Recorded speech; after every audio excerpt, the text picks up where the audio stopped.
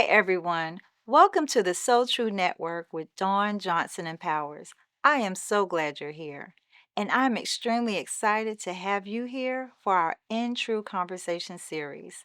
In this space, we sit down with community leaders, educators, and our community voices who are making an extraordinary impact. Together, we'll explore how their journeys connect to the So Tru pillars: community empowerment, women's empowerment, and financial empowerment. These conversations are about truth in action, our overlapping circles with great people and their stories that remind us we are stronger together. As you enjoyed this conversation, be sure to subscribe so that you don't miss out on any of our So True updates.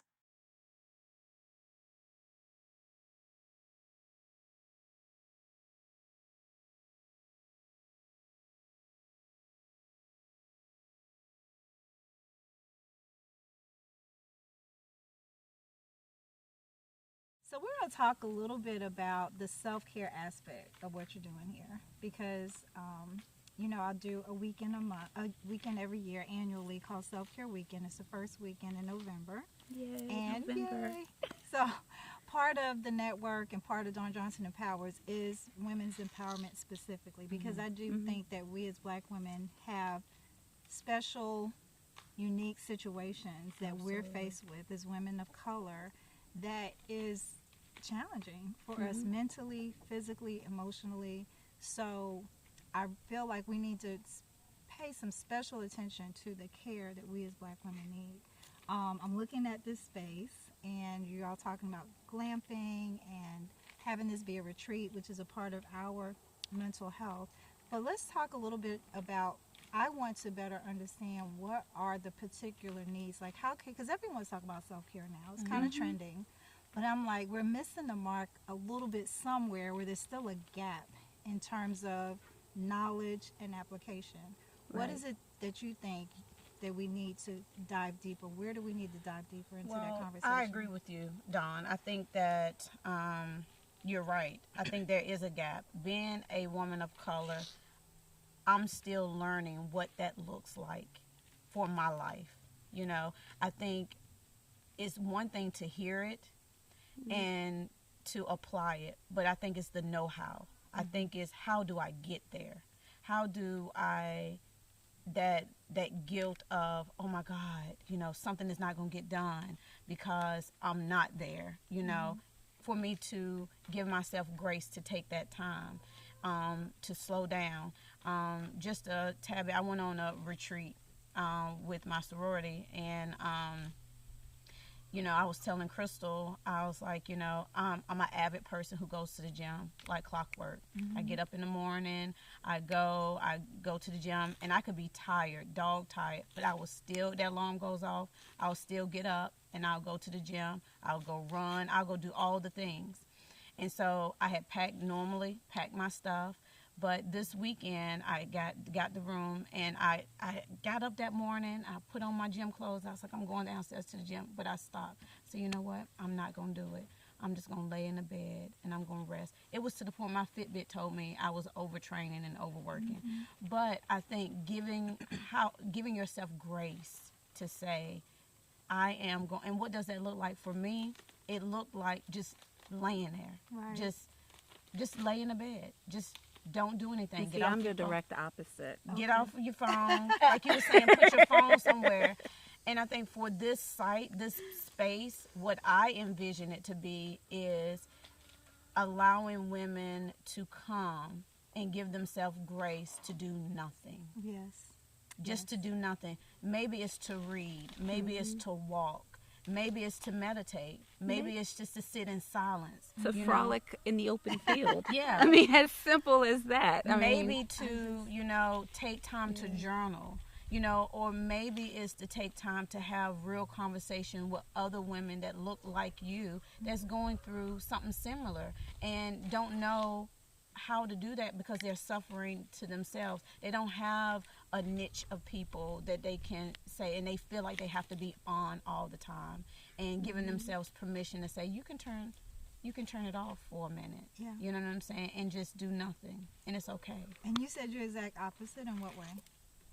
that I think since having breast cancer and realizing like everything that you do has put stress on you. Everything, all of the responsibilities, worrying about everybody else. That now, I'm in the era of, oh, if I don't feel like doing it, I'm not gonna do it.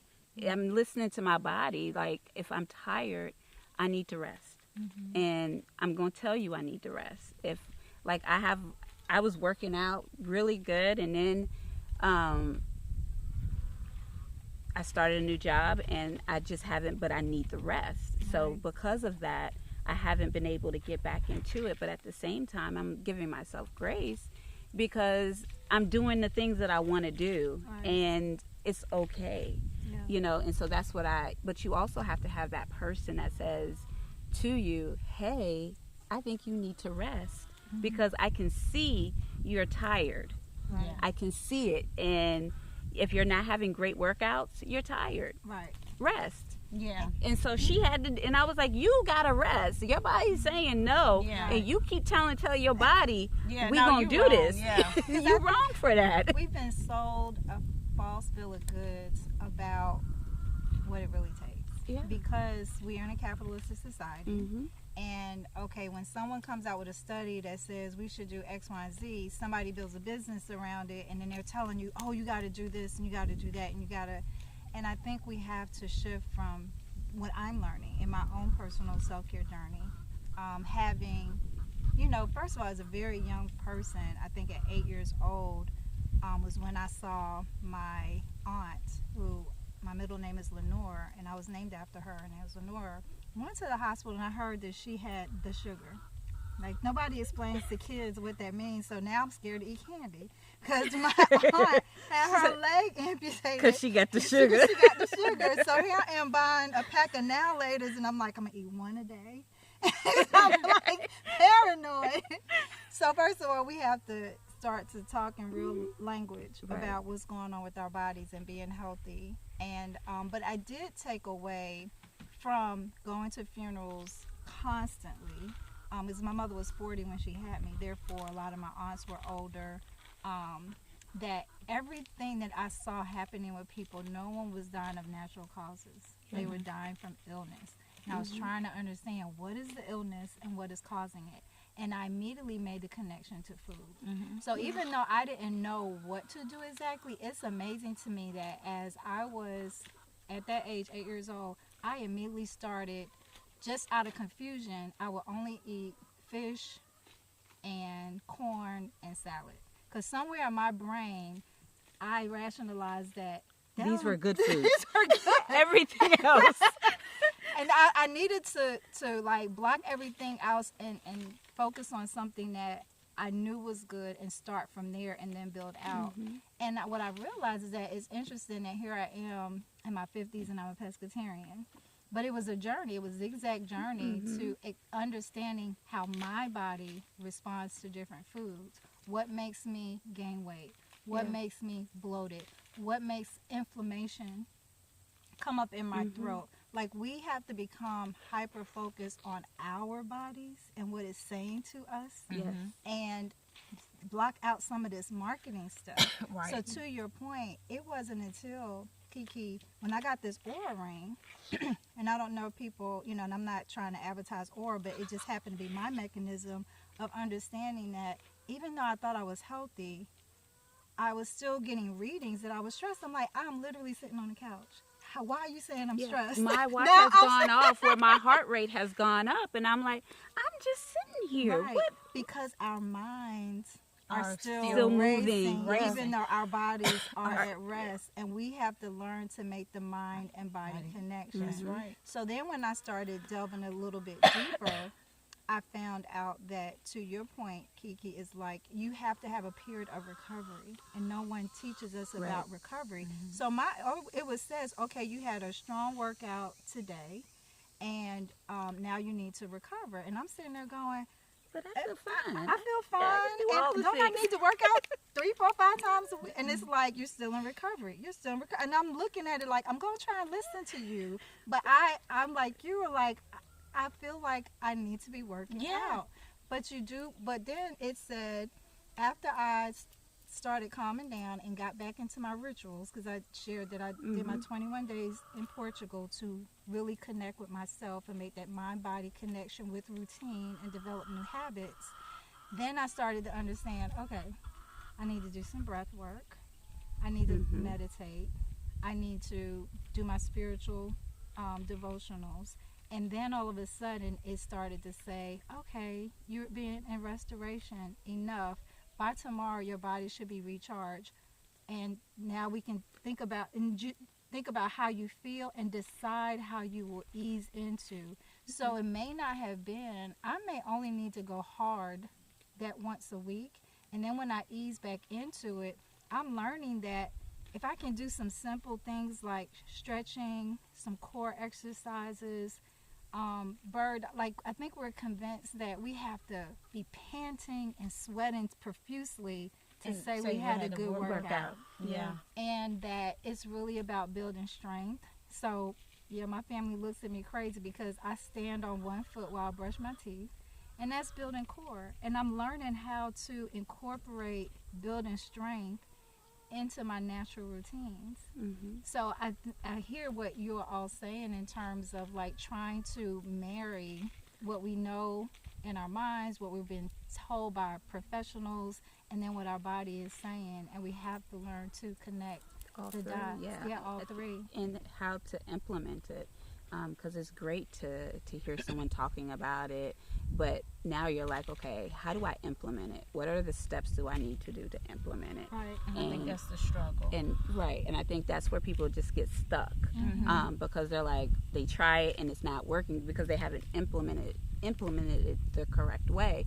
You know how you were saying building your core while brushing your teeth, you've created another habit inside of a habit that you already do. Right. And so, you know, reading Highly Effective People and creating a habit, it talks about building habits within a habit to make it easier for you to create that habit and be consistent. Exactly. So I think just fundamentally showing someone how to build a habit. Yeah, you got to brush your teeth already. You're already doing it. Right. So what else can you do? Can you do 10 squats while you're brushing your teeth? Yeah, I could do 10 squats. Exactly. And you're just building within a habit instead of finding the time. That's what I found is that when I had the days where I can get up and it be just me.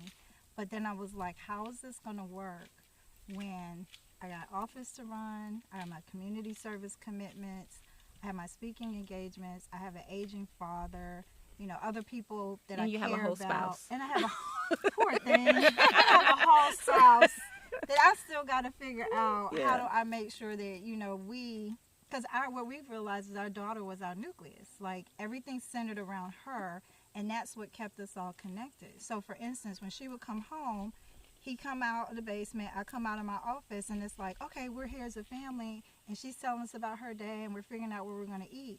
So now you remove her from the picture because she's gone.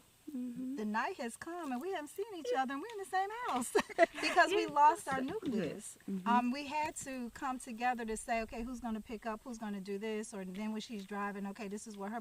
Like, she kept us communicating, talking, and planning. Right. And now that she's gone, Now we're it's looking back on at you two each again. other like, what are we doing? So I do think that, to your point, we have to look at our lives and our lifestyles because what I had to figure out, I told you all that I videotaped, and thank you for, because I do things and don't realize they're important to me, but my family makes fun of me a lot. So I don't often talk about the tactics that I employ because I think I'm abnormal. So thank you, Kiki, for normalizing me. I videotape myself getting ready. And then I look at the video and say, okay, I done ran back and forth. How do I create my kitchen space so that I can prepare my meals? Or when I am working from home, and because that's the other thing, when we learn to work from home and now we can take meetings, Zooms, you can be in Zoom until late at night and never get up. Right. So incorporating breaks and having my kitchen still set up where I can do all the things. So I think you have helped me make that mind shift to not just talk about self-care, but talk about the practical steps to achieving it and implementing it in our lives. And I will say too, I think we have been designed as African American women to be strong Black women. You know what I'm saying? And sometimes we aren't that strong, or if we are that strong, how my biggest problem for me is trying to destructure myself. I'm so structured. I'm so routine. And I feel like I have to do these things. But I need, for me, I think, and I'm very visual in my learning. So I like what resonated to me when you said the video. See, that's something that I would need, because for me, I am that person. I can make multiple trips, but trying to organize my space to not allow my mind to continue racing or worrying or, all of these things. I have something in place that I can create a healthy habit, but it's not making me feel stressed out about it. Right. But it's more of a flow for me. And so I appreciate that. But I'm thinking now, how many women are in that same boat? They just don't know how to get started, right. But they know they need it, but they want it. Yeah, they just don't know where to make that first step in doing it. And I never would have thought about video. Let me video myself. But for the first time, when I ran this week, I was finishing up my run, and I was like, I'm gonna record myself this time. And so because God put it on my spirit about stress. And as I was running, I stopped and I was recording myself as I was walking to the house. And my question was, what does stress look like for you? How does it show up in your life? And what sprung it is talking to my mom.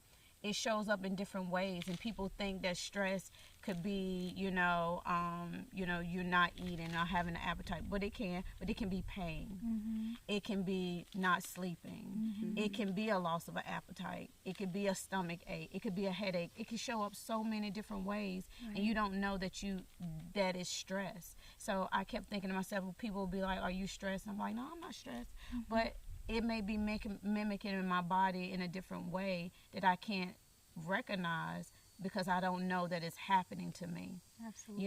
It could be feeding a disease in your body. Right. Like Absolutely. in my case, I just didn't know I was stressing, right. And had no outer chemicals in your body. Correct. Right. So I think the importance of that self-care for women and understanding the importance of rest is essential. Giving yourself time to rest and creating those habits in the spaces that you are in already.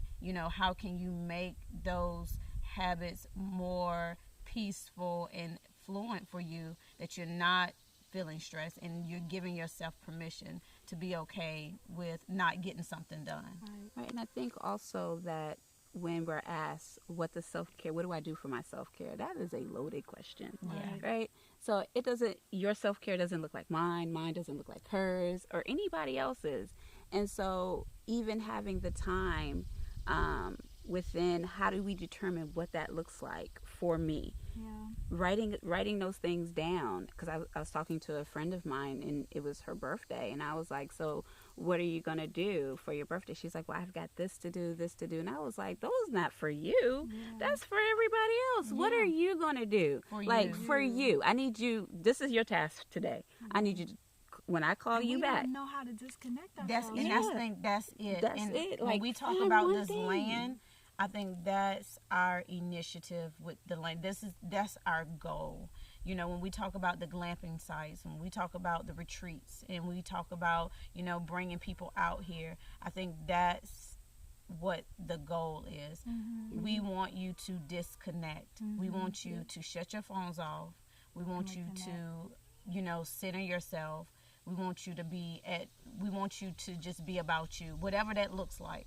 But just disconnect. And Chris, I want you to finish. Where did she land? How did you navigate her to? So what did we do? So I said, listen, your job today, because I got to go to work.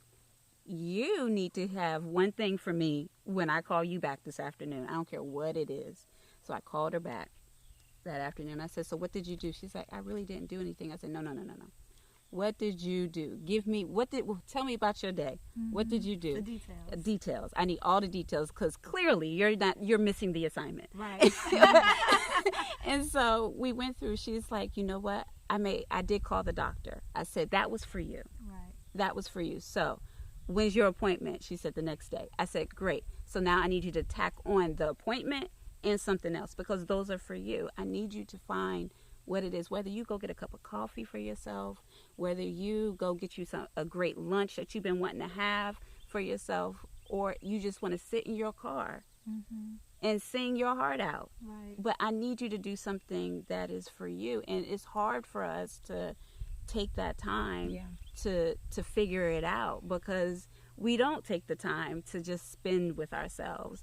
I've rekindled myself with, and I use the word kindle to play on the word, but reading books. Like I was telling Jonathan, I was like, I read my self-help books or listen to them during the week, but on this come Saturday, I am all in for the ratchet. I am all in for the drama of my books. Right. So I have two that I'm reading at two different times. So the other day I was telling him about the book, he was like, all right, which book are we talking about? I was like, we're talking about the week book, the self-help book right now. So, but that's where I find some peace. That's where I find my joy, is taking, because I can go without watching TV, but if I got a book, I'm all in. Yeah. But you've got to figure out what that is. Like, as we've been sitting here and the wind's blowing and it's a nice shade, I'm like, I see the leaves. Yeah, I see the leaves on the grass blowing. I'm like, I could lay right out here and read my book and be fine. But or maybe you go in your backyard or go on your patio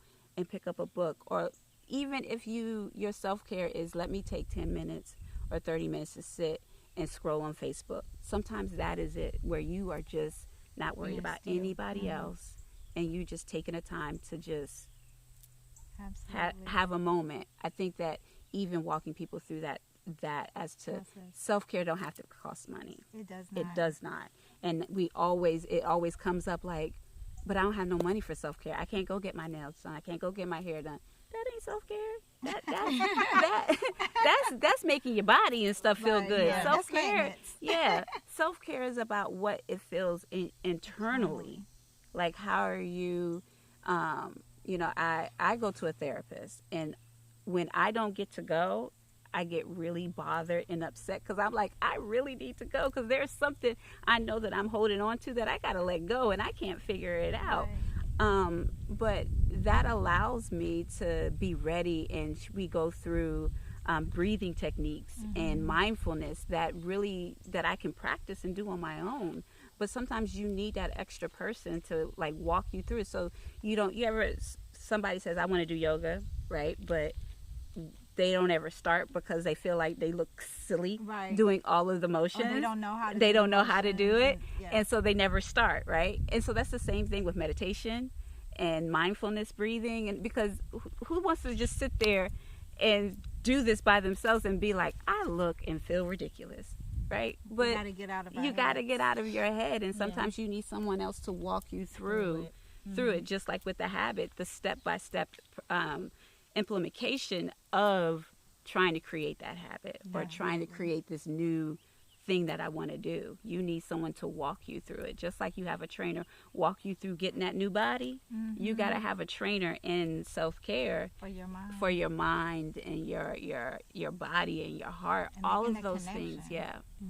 So I think that with your self-care weekend, having those things to actually stepping it in. We're formulating it right now, and a lot of it's going to be based on this conversation. Okay. So thank you, ladies, for sharing your truth with me and with everyone who will tune into the So Tru Network. We will provide more information as they go through their evolution and the opportunities that are available as you develop the land. And tell me the name of it again. Landon Lane Homestead and Retreat. Landon Lane Homestead and Retreat. So check back regularly. We'll be putting more information in here. We're going to check back with the Nazeer family at some point when they have a milestone that they're ready to share, or anything that they're ready to share about this journey, because there's a lot here for us all to learn from. So I'm going to encourage you all again to look in the mirror and ask yourself, who am I? What is my truth? Find your overlapping circles within community and collaborate, create, and thrive.